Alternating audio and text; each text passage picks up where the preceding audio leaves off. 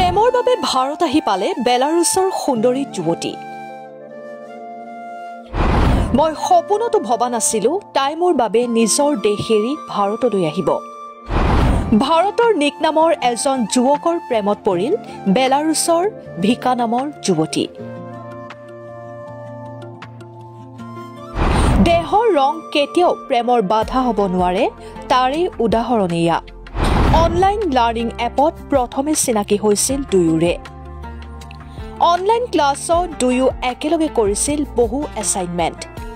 লাহে লাহে দুয়োৰে মাজত আৰম্ভ হৈছিল প্ৰেমৰ সম্পৰ্ক।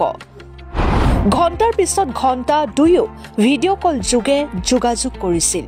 কিন্তু তেওঁলোকৰ প্ৰেমৰ এবছৰ পাছতেই ভিকা নামৰ এইগৰাকী বেলাৰুছৰ সুন্দৰী যুৱতী ভাৰতলৈ আহি পালে।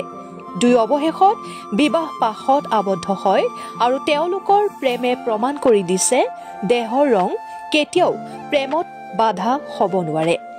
বৰ্তমান সময়ত সামাজিক মাধ্যমত যথেষ্ট চৰ্চা লাভ কৰিবলৈ সক্ষম হৈছে ভাৰতৰ নিক নামৰ এই যুৱকজনৰ প্ৰেম কাহিনীৰ। News desk report, Assam 24x7।